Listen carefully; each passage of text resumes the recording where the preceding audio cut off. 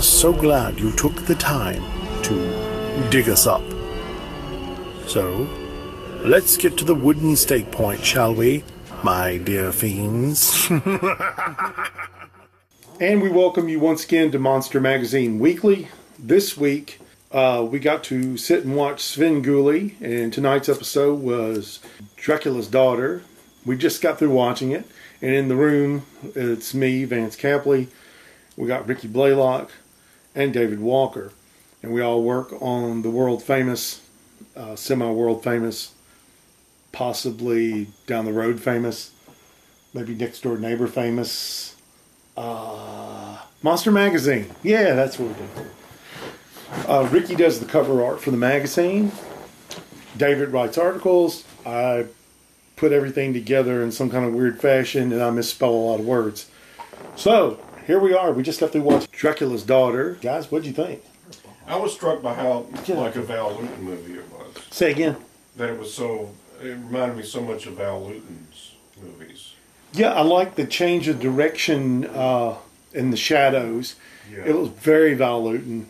And it almost had like a, I don't want to say romantic quality to it, but more like a gothic romance look to it. It also, some of the scenes in it kind of predate what you would see later on in the whole Universal cycle from 41 and up, when they really went 100 miles an hour with the constant dun dun dun dun over and over again. Rick, what did you think? Well, I'm not familiar with who y'all were talking about. Okay, what did you think of the movie, I mean? I liked it. Yes. Although you can't really get an idea of why she had this fixation on the doctor, other than, like you were talking about, meeting him at this party. Yeah. I guess she was, smitten by him at this party? Well, she liked what he was saying about Van Helsing. Now, I liked your theory, but if they had explored it better, it would have worked. Rick had a great theory, is that maybe she was using the doctor to go after Van Helsing, but there was never any kind of like hint or clue of her aggression wanting to kill Van Helsing when she heard the name at the party. So, but the thing that sparked her interest at the party was, he said that I can release people from their problems, psychological problems. And she was like, oh, joy! So she was really excited about that. Like he could save her from the undead? Yes. She was kind of an early Lawrence Talbot. Yes. Yes. And then you at first you feel like, she's sincere about what she's wanting to do. Yeah. To try to get released from this. And then towards the end of the movie, you're like, well, wait a minute, I thought she wanted to be released. That's a good point. At the end of the picture, okay, if you haven't seen the movie, watch the movie, then come back and watch this. But at the end of the movie, she changes her mind. The movie's only a little over an hour long. At the end of the movie, the whole part of the movie is she's like, hey, I want to be cured of being this death vampire thing. And at the very end of the movie, suddenly she's like, I don't know anything about that anymore. Now I just want the psychiatrist professor to be one of the dead like me for no reason. Yeah, because my thinking was she was doing this to get after Van Helsing. Yeah. To get to Van Helsing.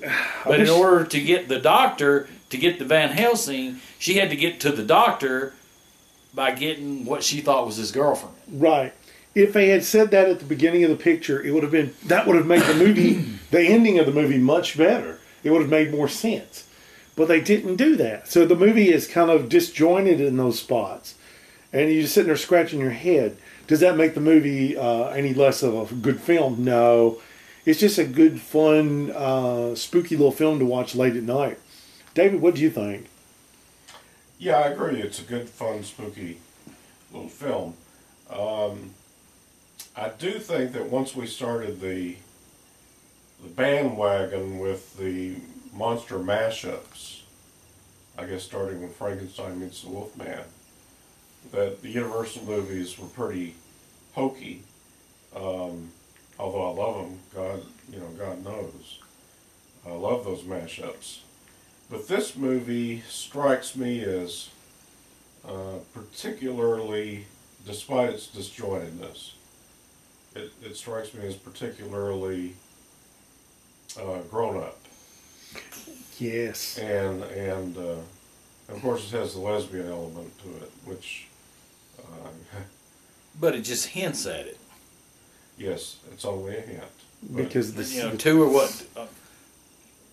One of her victims was a woman, one was a man. Yeah, but and then the doctor's girlfriend. Right. You know. Well, you have to remember when she went after the man in the street with the top hat and whatnot. It was just she walks up to him, flashes the ring, it's over. But with the women, it was always more dragged out, more what's the word I'm looking for? Sexual almost in nature, which you see later on in like what was the Hammer picture we watched recently? Vampire Lovers? Yes, yeah. You see a lot of that element, and that come from what, Camilla? Is that or what's Carmilla. it called? Carmilla, yeah, Camilla. I don't think I saw that with y'all. Yeah, you missed that one. That was fun. Yeah, you should have been here. Now, the beginning of the movie, there was like this heavy-handed bit of comedy. I mean, it works, but it seemed like it went on a little too long. With what was the two English bobbies? Yeah, with what was the name of the Bobby? You looked it up during the film. Billy Beaven. Yeah, Billy Beaven. Beaven. Whatever it is, he had the best mustache ever. But yeah, it just kind of went on a little too far. Well, no, that was the taller of the Bobbies. Which is the shorter one with the that had the cool mustache. That was the I guess the humorous element yes. at first. That was the Billy Beaven. Yeah, that's what I'm saying, Billy Beaven. Okay, I thought you were talking about the taller one. No, Billy Beaven. That's what I'm talking about, with the cool mustache, the rolled up mustache. Yeah, that was more like a typical Universal horror film. Yes, he was the Mantan Moreland of this film. Yes. I don't know if he could hold the candle to Mantan Moreland. Well, probably not. But I think it went on just a little bit too long with that. I enjoyed it though. Yes. But it's just a little long, in my opinion. Just my opinion. Yeah, well, disjointed. And was it Sandor? Is that his name? Sandor was creepy. He's pretty creepy. Yeah, we was trying to debate in here during the movie, what is he supposed to be? And my guess was like a Renfield who didn't go insane. Well, you know, he was wanting her to give him eternal life. Yes. And I guess he got mad because she didn't. Yes. And took it out on her and was going to go, well, since, you know, you're the reason I didn't get my eternal life, I'm going to kill you too, Doctor. There you go. That makes sense. That makes a lot of sense. Two things that make the movie particularly memorable. His performance and her performance. Oh, definitely. And casting. Gloria Holden and Irving, how do you pronounce it? Pitchell? Yeah, Pitchell. To me, those two are larger, almost larger than the movie itself. They make the movie particularly memorable. I'm going to agree with you that their acting is powerful, and in subtleties, especially with Pitchell. Yes. The subtleties work for him. Now, when you have Otto Krieger or whatever his name is, when he's on the screen, it's almost like, put the camera directly on me in this shot. You're not allowed to film anyone else but me. Everyone pay attention to me. I'm Otto. That's too bad. Yeah, you can feel that. And poor Edward Van Sloan, he got pushed way back. When you watch Dracula 31, which I did last night, by the way. Oh, wow. He's prominent in his role. He is Van Helsing. He's ready to kill some vampire. And he was pretty strong in the beginning of this film. Yes, but then all of a sudden he becomes like a background character, kind of like in when you watch the Wolfman. What is that woman's name? The gypsy. Maria Spitskaya. Thank you. Yes, she was a great character, and it's just like push her, just keep pushing it back, And fortunately, she came back and Frankenstein meets the Wolfman. Correct. But anyway, some of the things that stand out to me was the great burial of Dracula, or the funeral for Dracula. That was a great scene. Oh my gosh. And it almost looked like something filmed for an Italian horror film back in, like a Bava-esque scene Black shot. Sunday. Yeah, Black Sunday, definitely. That's what I thought of, Black Sunday. Yeah. Have you ever seen Black Sunday, Rick? He's on his phone. Get off the phone. Story of our lives. There's more than one Black Sunday, right? Well, there was the movie with Bruce Dern, based on the Thomas Harris novel, mid-70s. That's the one about they're going to the terrorists and they're going to try to right. attack. Yeah. And wasn't there a Hammer Black Sunday? Or is no, it Black you're Sabbath? thinking Black Black Sabbath. Sabbath, Yeah. okay. This- I have not seen that. You need to watch Black Sunday. Watch it late at night when you're half asleep, and you'll have nightmares. Enjoy that. Well, I can't watch anything half asleep because I'll wind up all the way asleep. Then it gets in your dreams. We also wanted to mention that we did watch this on Svengoolie's program on MeTV tonight. They probably cut all the nudity out, the blood out of it. Yeah, they cut all that out. Yeah, they just cut every bit of that out of there. It was a lot of very good artistic choices in the backgrounds, the lighting, the makeups. The sets, how they reused the sets. Yeah, the reuse of... a lot of the Dracula sets. Yes, and also the reuse of the Frankenstein stairway at the beginning of the movie, and also the overhead shot from Frankenstein. Right. Yeah, that was cool. And one of the sets you'll see on the cover of issue number 4. Ooh, I love the suspense. I woke up last night all the way asleep at my drawing table Wow, with lead on my forehead. Oh, man. that's wild. I love You that. were drawing the I got up, no, Draculas? You were drawing the Draculas? yeah, I was working on the cover. And, This is the cover for our and- 4th issue. and fell asleep. And when I went up and got to, I was like, well, I better go on to bed. So I went up and went to the bathroom. When I got in the bathroom, I was like, man, I got lead on my forehead. You can't see it yet, but it'll be out in a few days. The cover, at least, and it's fantastic. It just looks really good. Good job, Rick. Thank you. Dang good job. Thank you. Yes, yes. See, look, I'll show it to y'all. See? So that's the movie, and if you haven't seen it, go see it. You can. Sometimes it's on archive.org. I'm not going to tell you that it's on there, but it may be on there. It's in the Dracula Legacy collection, too. And if you have the I have the Dracula Legacy Collection. Man, that's hard to say, isn't it? First off, we want to say thank you to everyone who bought issue number 3 of Monster Magazine. It outsold numbers 1 and 2 of our magazine made right here in the state of Tennessee. And we're very proud and very happy about that. We also want to mention that me and Ricky had a real good time at Mark Ballard's show at the Nashville Toy and Comic Show back in December. We didn't get to talk about that. And Ricky made a new friend. Who's your new friend, Rick? Gil Gerard. Gil Buck Gerard? Rogers. Whoa!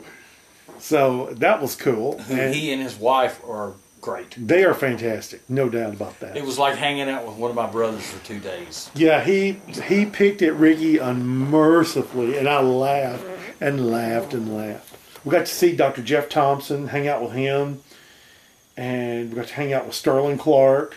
Sam Payne. Sam Payne was there. Eric Nayamore. Eric Nayamore, of course. Judd Bazell from Starbase 1552 Comics in Franklin. And we got to hang out with Evan McKenzie.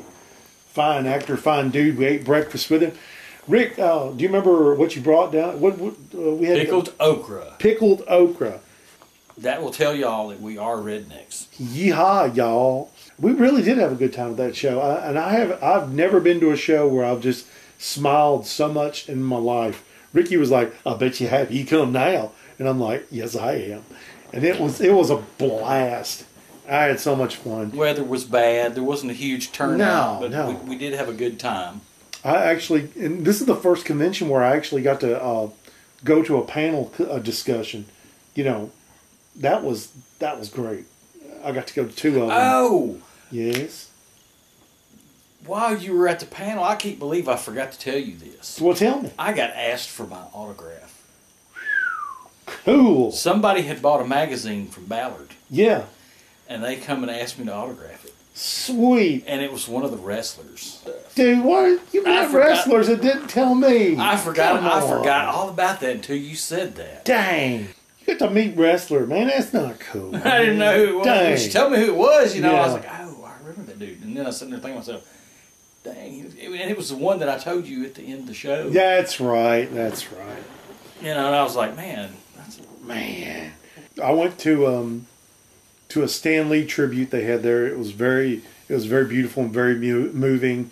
They had a big card that everyone got to sign to be given to Stan Lee's family. And we got to do that. We all got to speak about Stan Lee if we've met him or how he influenced our lives. That was nice. And then we had a panel discussion about the current Doctor Who series, and that was nice. And it was a lot of fun. Okay, so here's what's going on. For the 4th issue, we're going to be talking to Dr. Jeff Thompson. He's going to be talking with us about Dark Shadows, Dan Curtis, and Dracula. And of course, we're going to be talking about Dr. Lucifer in this issue, the first horror host in Tennessee. We have Wayne Judge, who's going to be talking about the 2 Bowery Boys Bela Lugosi movies. Wonderful. And then we're going to have our old pal from New York, Dave Good. He's going to be talking about Bela Lugosi in The Ape Man. Our old friend Johann Schmidt will be reviewing Dracula 1931. We're going to have Johann Schmidt. I thought his first name was different. Nah, his name is Johann. Okay. Today it'll be Johann. Maybe tomorrow it'll be the Vogue. Or maybe it'll be Tough.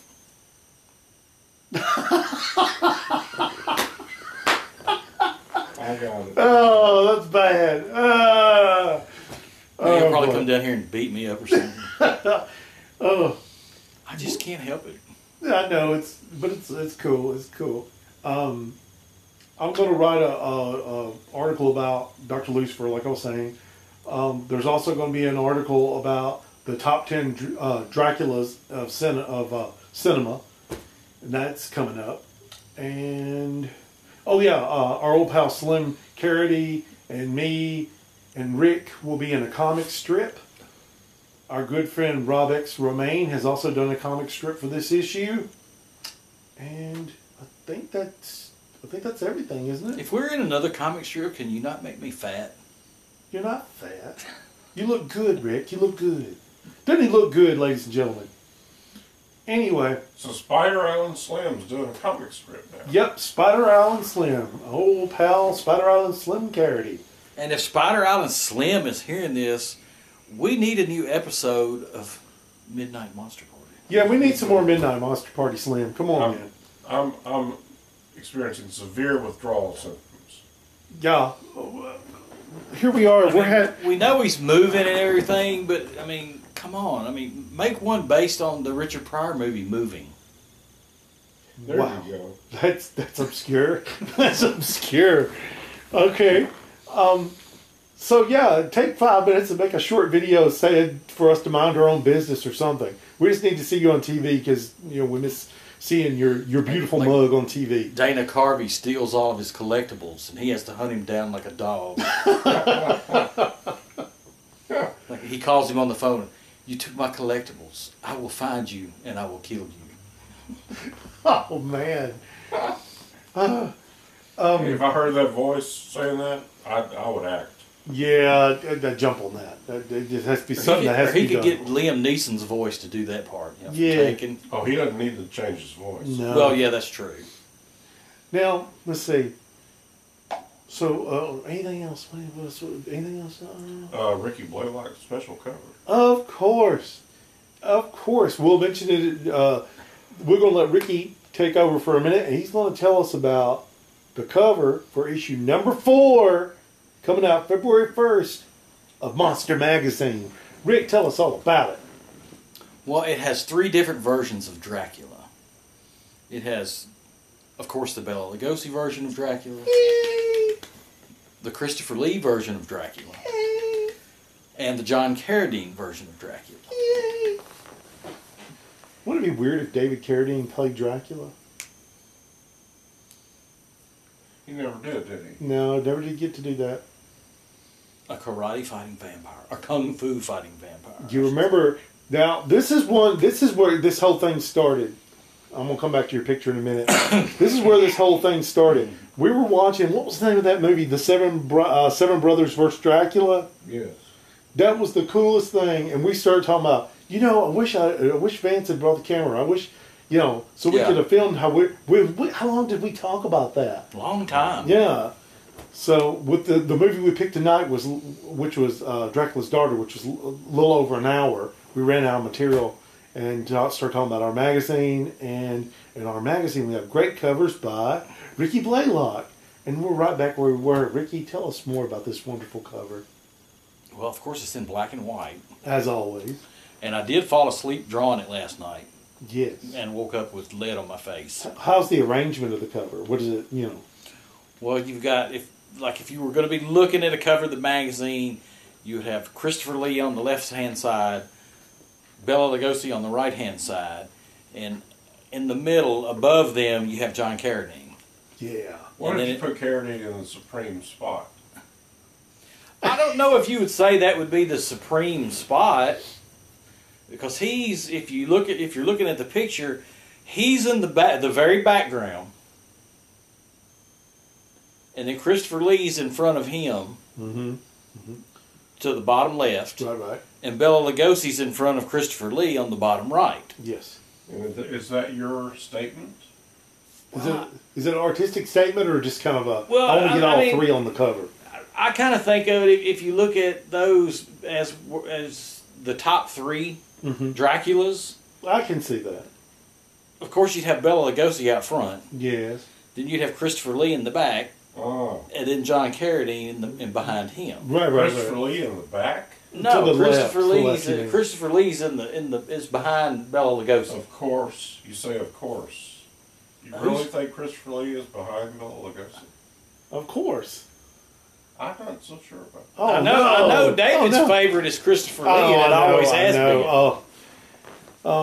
That's going to make it really hard on the top 10 list of Draculas, but you won't get to find out until you buy the magazine, ladies and gentlemen. Who's in the top 10? I thought about it, but if you list the top 10 Draculas, that went by the moniker Dracula, of course, you couldn't do Max Schreck because he was Count Orlok. Exactly. So it would have to be Dracula. So the first three that come to my mind was, of course, Bela Lugosi, Christopher Lee, John Carradine, and then the rest of them fall outside the time frame of what we're trying to do with the magazine. Except for Jack Palance. Yeah, Jack Palance, and then I can't think of his name, the guy that played Dracula in the Spanish version. Yeah, he wasn't very good. That movie is awesome, but Dan Rather. Well, you always said, David always says that my dad reminds him of Bela Lugosi. Yep. And I ran across a picture while I was looking for reference material on it. And I told Jenny, my wife, I said, David always said that Daddy reminded him of Bela Lugosi. And I showed her that picture. And she said, when he had hair, she says, I can kind of see that. And I was like, what? Well, I'm going to agree with y'all. Bela Lugosi reigns supreme. He is Dracula. But I do think Christopher Lee is not very far behind, just almost right on his shoulder. I'm going to agree with you on that. Well, yeah. Where does Francis Leader fit into this? Well, it did play Dracula. The movie said the Return of Dracula. I guess he did play Dracula. No, so you got Bela Lugosi, Christopher Lee, John Carradine, Jack Palance, Frank Langella. See, that was 78. In the 70-somethings. Yeah.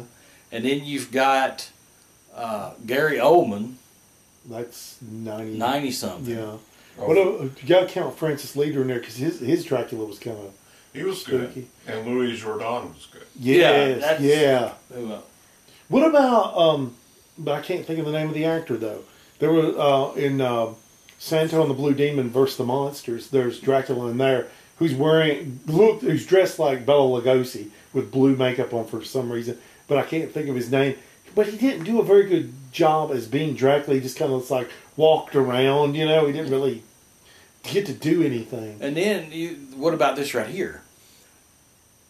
Other than Dracula, take Dracula out of the mix. Yeah. What would be your top 10 vampires? Well, you got to go with Max Schreck, number one. Yeah. But I would argue with you, though, that Max Schreck did play Dracula. Yeah. I mean, that Even was, though he was called Count Orlok? yeah, From when I was reading, when they first made the film, it was going to be Dracula. and in some of the new versions, the restored versions, they've restored the actual names from the novel. Oh, So cool. vampires, who would be on your list? Again, Max Shrek. Well, Yeah. after Max Shrek, Yeah. who else? Oh, Lon Chaney. Lon Chaney. Lon Chaney. You mean in Son of Dracula? No, Lon Chaney as in London After Midnight. Gotcha. Yes. Even though it was a fictitious vampire. Wow. Maybe we need to watch that too. I would Mark, argue you want to watch London After Midnight? Yeah, run over to your house and get I'll your go copy. dig it out of the basement. Basement? We're all set. I think one of Bela Lugosi's best performances was Mark of the Vampire. Oh, I agree 100%. Some of the scenes in that are really scary. That picture that I drew Frightening. Yeah. for Mark of the Vampire. I've sold several of them, Yeah. but everybody goes, "Oh, I want that picture of Dracula and that woman." Well, everybody knows Bella as Dracula. Yeah, That's why. they all think it's Dracula. And thank God he came back for Abbott and Costello. Yeah. Because he was so good in that. Oh, That my was his gosh. last great performance, I think. You know, Bela Lugosi's turning into like Vincent Price for me. Really?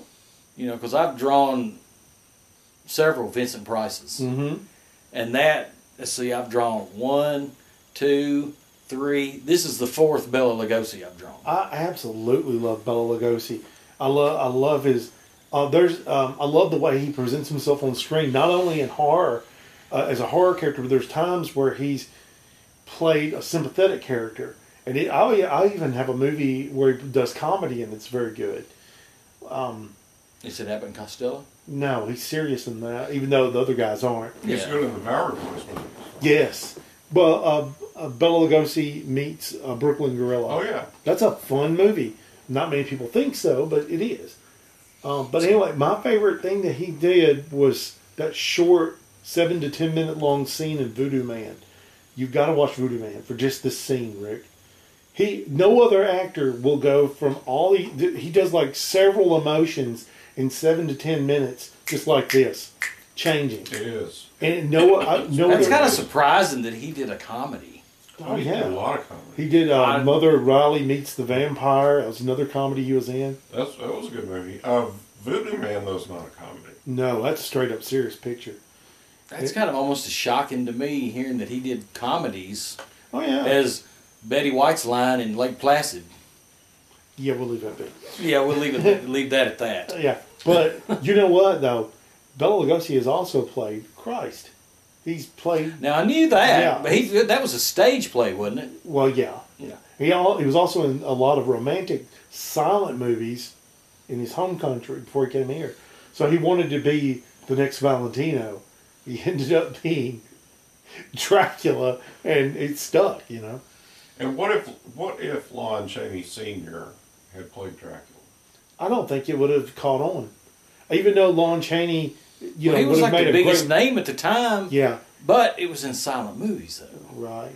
But he Could made he- one sound movie, and it was good. The Unholy Three, or He was good. He was very good in it. Was, He would have made the transition. was it the Unholy Three? Is that what it's called? What is Yeah, it called? The Yeah. Unholy Three. Unholy It Three. was a So, remake. what about your top 10 vampires other than Dracula? So Well, we like know Shrek, Max and Shrek. Barry Atwater. Oh, yes, That's what I was going to say, Barry yes. Atwater. What about Reggie Nalder as Barlow? Oh yeah, that was great. Barnabas freaking Collins. Absolutely. But was he scary, though? Mm-hmm. He could be when he was House of upset. Dark Shadows. I he mean, never you know, scared. Yeah, watch That- House of Dark Shadows. Okay. That'll do it. That'll do it. Because Salem's Lot scared me half to death. Yeah. You know, I read the too. book. I read the book, and it scared me half to death. And it's Yeah. kind of like with the Amityville Horror. I read the book, scared me half to death. Then when you see the movie, Yeah. you actually see the stuff, and you're like, You know, the thing is for me with Salem's Lot, when it first came on TV when I was a kid, I didn't get to watch it. Dad wouldn't let us watch it. I didn't get to see Salem's Lot until just a few years ago. True story. God. And my friend Andy showed it to me, and he went, "Well, what'd you think?" And I went, I'm mad. And he goes, why are you mad? And I said, because I just now saw it. Yeah, well, I'm mad because it would have been better as a kid to see this and have the wits frightened out of me. Oh, man. Man, I would have loved to see that as a kid. You know, of course, David knew where we grew up at, you know, and we used to, and the road that we lived on at the time they, you know, made this movie when it came out. It was before they came in there and cleaned everything out. There were trees down both sides. It was like Sleepy Hollow. Yeah. Very rural. Because when it would get dark, you could go down this road and it could still be daylight outside, but if you're on that road, there's so many trees on there, it's pitch dark. And when it got pitch dark, it was dark. It was dark. Yeah. And we used to cut through the woods coming from, there was a campground that had like a pool and a game room and stuff. Right. During the summertime, we would go up there and play games when we wasn't, you know, hauling hay, cutting tobacco or whatever. When we would come home, we would cut through the woods. Mm-hmm. And after we saw that movie, that mess stopped. I mean, immediately stopped. You know, because I was like, no, It didn't have nothing to do with y'all peeping at the girls' camping at the campsite, was it? No. Right. No. But yeah, I remember staying up there at the campground many times till when it got dark, and I was like, oh my gosh, it's dark. And you cut through the woods, it's shorter. Or you just go down the road the long way, but you still got to go through that half mile of pitch dark. Mm-hmm. You know, so we called Mama. Oh no, I ain't coming to get y'all. You stayed up there too long. You should have come home. So we would get to as long as you were on the main highway, you know, there were cars coming and everything. You were fine. But when you got to the end of the road right there, me and my little brother, we go, all right, count of three. We're gonna take off running. And we ran all the way to the house. This was a KOA campground at the time, and it had a little shack that had old school video games in it. Well, at the time, they weren't old school. They were like state of the art. State of the art. You know. Yeah, they were. But now, you know, those same games I'm showing my nephews, and they're like, "Oh, this stuff is lame." Yeah. How did y'all do this? It was like Space Invaders. Pac-Man. And Pac-Man and stuff like that. And they had pinball machines. And everything. And then they did have the swim pool up there, and we did go up there and look at a lot of the girls. Well, that's what I thought. Yeah. Nasty old thing. Yeah, Barlow's scared me half to death. It was a scary movie, and particularly when the kid was floating at the window. Oh, definitely. Open the window, Mark. Or what about the scene with Jeffrey Lewis in the rocking chair? Oh, that was good. Really creepy. You know, he was known for a lot of comedy stuff. And speaking of comedy, it made me think of another vampire. When Gilligan played Dracula. Should go on our Dracula list. I think it's different. On the show, when they were in there with that goofy little mad scientist dude? No, that was one of the episodes. But one of the episodes, Gilligan dreamt that he was Dracula. Do you remember that? But they reused that same castle. Oh, yeah. The mad scientist one. But as far as great vampires are concerned, I liked, what's his name, Michael Pataki in Grave of the Vampire. Grave of the Vampire was one of the scariest movies I ever saw because I saw it in the theater, at a very impressionable You've told me that was the scariest vampire movie you've ever seen. Well, it was because it was about the first one I ever saw in a theater. Is that the one with Bill Smith in it? Yeah, Bill Smith. Did you see that out there at the theater where? No, I saw it at the Polk Theater. I was thinking you saw it out there at at the Hub.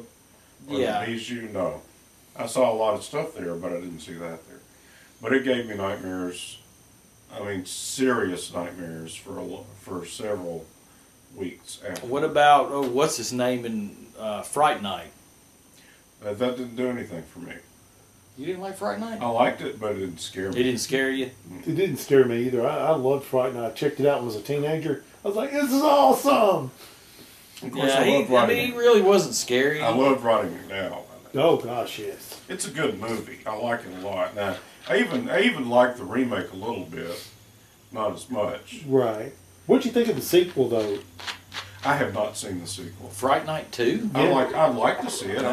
I've But got it's it okay. somewhere at the house. I'll I've bring heard it it's one pretty night. decent. Yeah, it's not as good as the first one, obviously, but it's still pretty good. When we was earlier, we was talking about Barnabas Collins and stuff like that. You know, in the fourth issue, we've got Dr. Jeff Thompson talking about Dan Curtis, and he in the article we talk about Dark Shadows, Barnabas Collins, and we also talk about Jack Palance as Dracula from a television production in '73. Did you? I know, David, you've seen it, the Jack Palance Dracula. Oh yes, yes. Did you get to see that, Rick? I didn't see it. It's on YouTube usually. I was reading this morning that the film actually ran in its original cut almost 3 hours in length, and the network wanted it trimmed. I didn't know that. Yeah, I would love to see like a master cut of that. I That'd wonder be if it's beautiful. out anywhere on DVD or anything. Well, I know the Jack Palance one is on, or Palance or whatever. It is on DVD. So it probably has the full run. I don't know if it has that 3 hour Because version. it's kind of like Salem's Lot. There's several versions of that. One they cut scenes out and stuff and put it all together and released it as a movie In Europe. in Europe. I think you can get that copy of it, and then you can get a copy of it, the entire miniseries. Wow. And you can get the remake with Rob Lowe, I think it was. I saw a little bit of that. That Rutger Hauer plays Barlow, Right. and I didn't care for it. I didn't see I haven't it. seen it. I've avoided it. But to get back to Jack Palance or Palance, I thought he made a good Dracula. Yeah. The problem with that movie, and I think it's the same problem with Bram Stoker's Dracula, directed by Francis Coppola in 1992, is they bring in the mummy plot, the Yeah. reincarnated lover. Yeah. And that's not in Stoker. And I don't think it belongs in a Dracula film. To me, it makes Dracula too sympathetic. Mm-hmm. I mean, Dracula, we already like Dracula because he gets to sleep late. And he's attractive to women. And we all want to be that. But to turn him into a romantic lover, I thought, was a disservice to the plot, to Bram Stoker. And I have to say it, did Richard Matheson write the screenplay? I believe so. Yeah, I have to blame Richard Matheson for that. Yeah. And to me, that was the only real critical weakness to the Bram Stoker. I didn't know that Richard Matheson wrote the script for that. Bram Stoker's Dracula film Did not know that. by Francis Coppola. Coming from somebody who did the I Am Legend and all Yeah. that. I think Bram Stoker's Dracula by Francis Ford Coppola had almost the elements of greatness. It went back to Nosferatu, Mm-hmm. and it took a lot of great stuff from Nosferatu.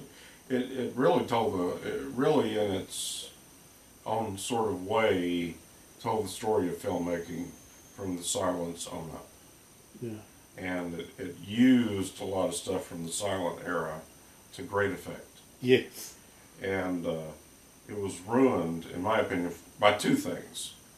This whole it held sway for 40 years, this idea that Dracula was based on Vlad Tepes. Well, that's not true. We know now that that's not the case. Right. But the movie made a big deal out of that. And secondly, this idea that stealing from the original Mummy film by Universal, which was a great film, that Dracula was attracted to, was it Mina? Mina Parker.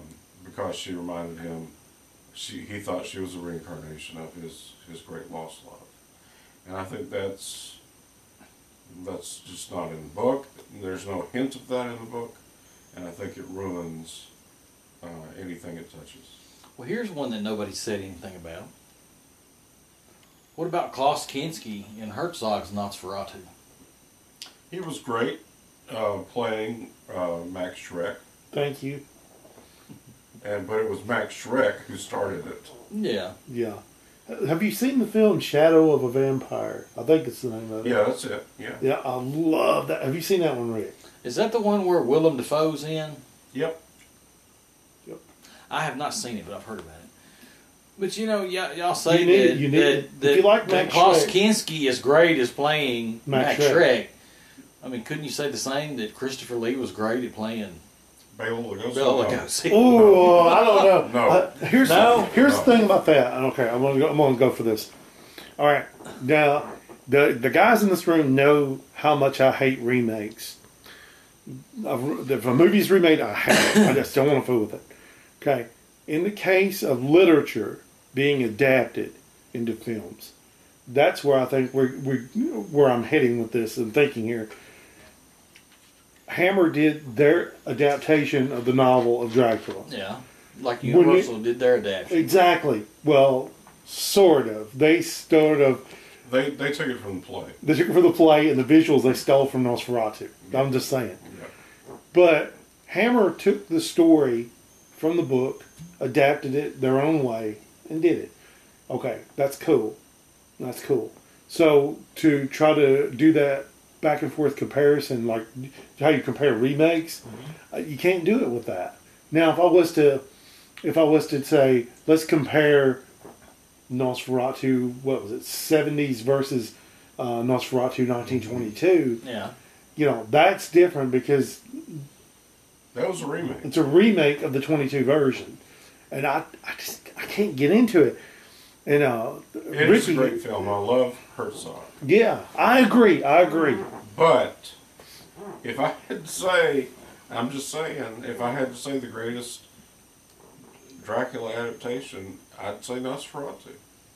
As much as I love the 31 Dracula and the 58 Hammer Dracula, I would have to give it to Nosferatu. Nosferatu 22 is the Dracula novel. Okay, you talk about remakes and everything. Yeah.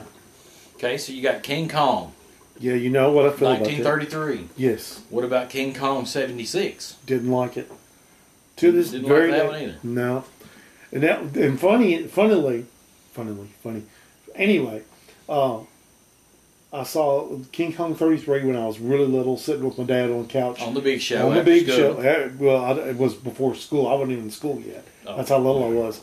But that's probably when it was aired. And I watched it with my dad. Okay. Then I saw the 76 version on NBC one Friday night. And on one of their NBC Friday night movies or whatever. Or whatever. I think it was a Friday night. But anyway, saw that. And all I remember is that where the original King Kong was quicker paced. And it was more, you could see things better. It was like, it almost seems like everything was so dingy looking. And that it was so slow paced. And that's odd that you're saying it was faster paced. It's just my ramblings, though. No, you're right.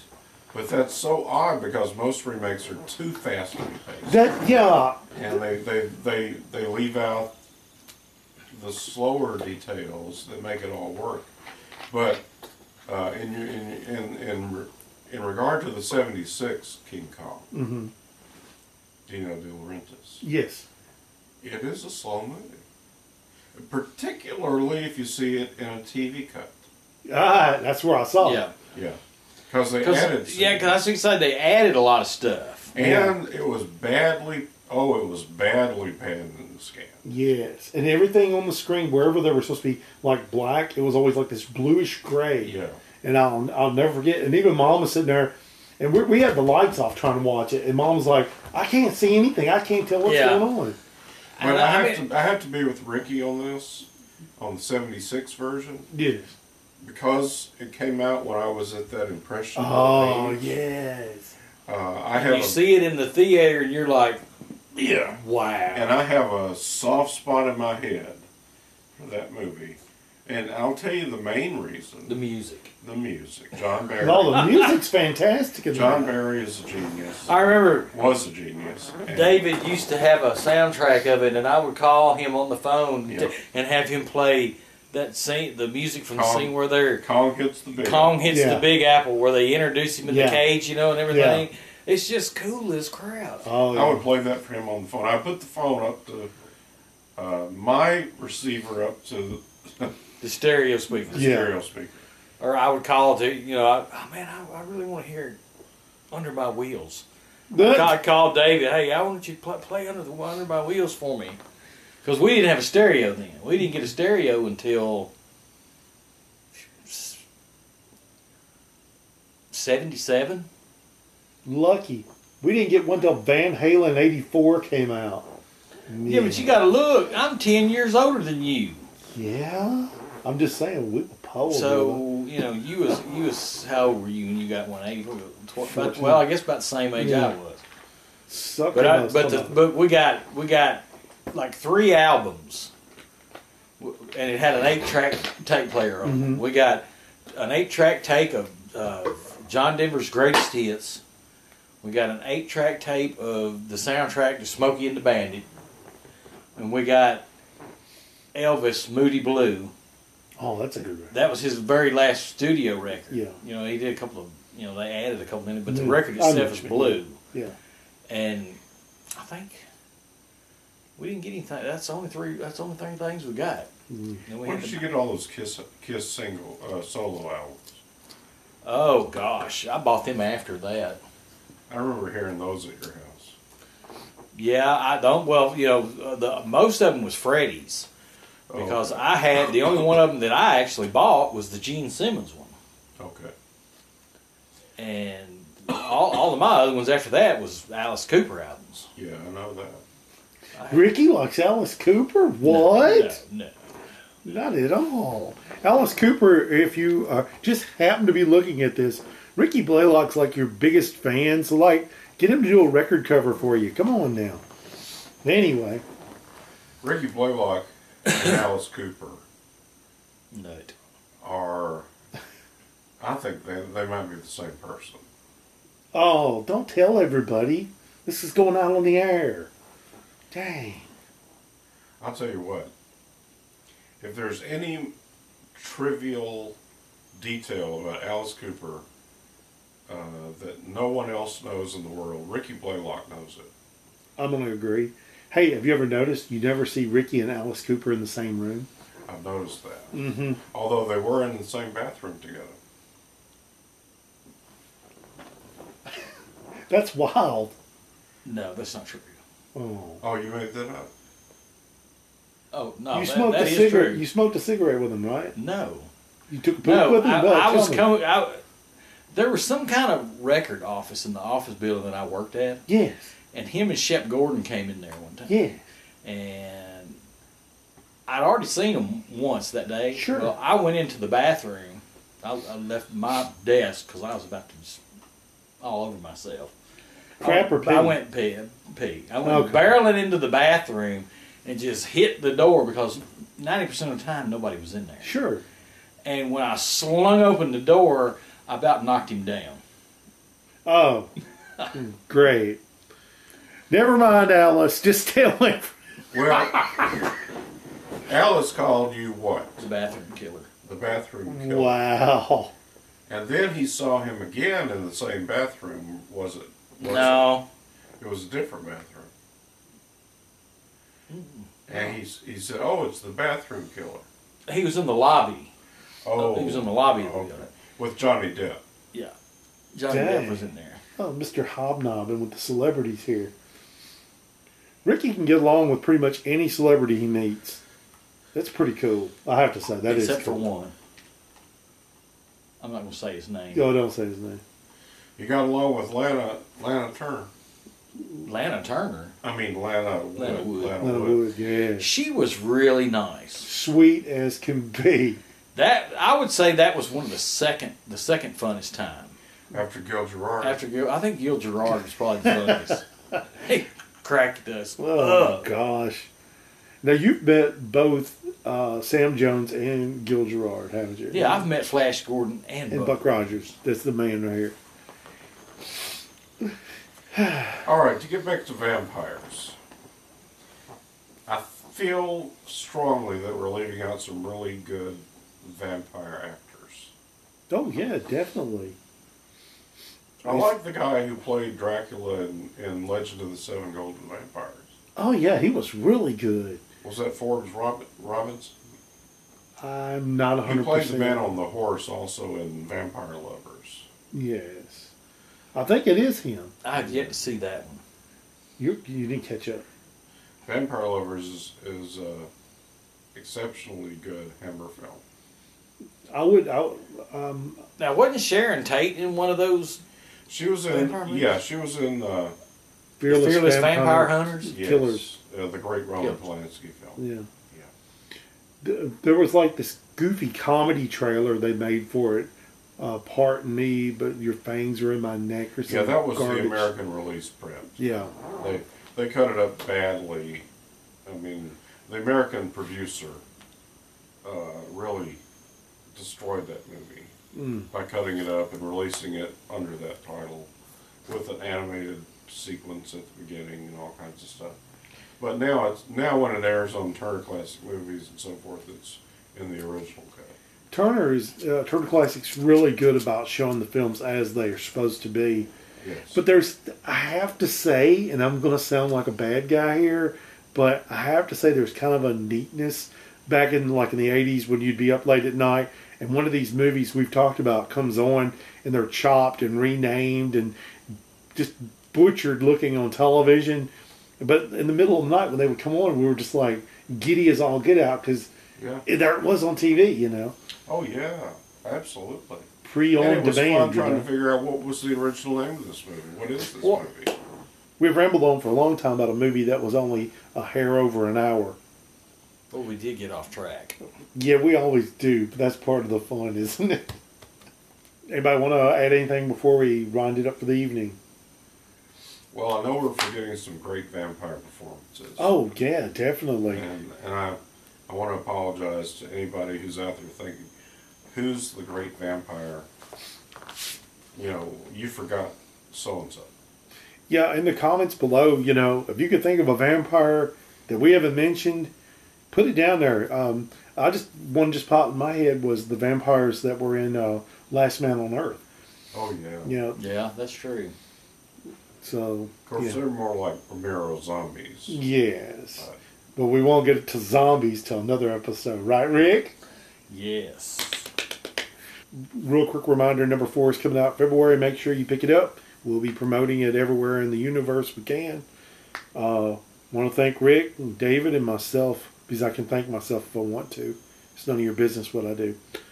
But we do appreciate you stopping by, listening to us ramble. And we will see you on the next, or hear you on, or you can hear us, right? Yeah. You can hear us on the next Monster Magazine Weekly. And we bid you a good night. Good night. Good night.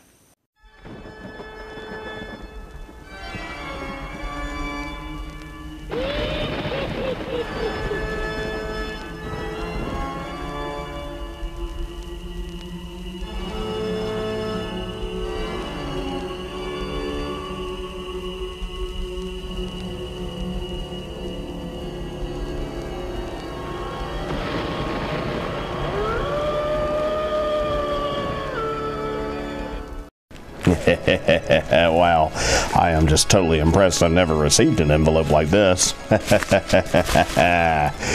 I want to send out a huge thank you to Mr. Vance from Monster Magazine. You see, this past October, I was in it, along with Butch Patrick, and it's the number 2 issue of October 2018. And as it says right here, Butch Patrick and Dr. Paul Bearer will be lurking for you inside. Look at this. They have cartoons, they have articles. Oh, who's that? Oh boy, oh boy, oh boy. Oh, there's the creature from the Black Lagoon.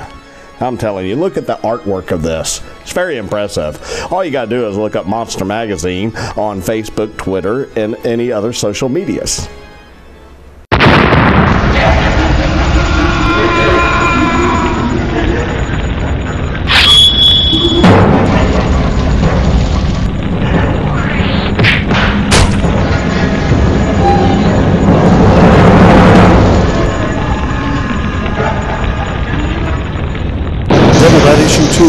May 31st from Visual Comics. Available at lulu.com.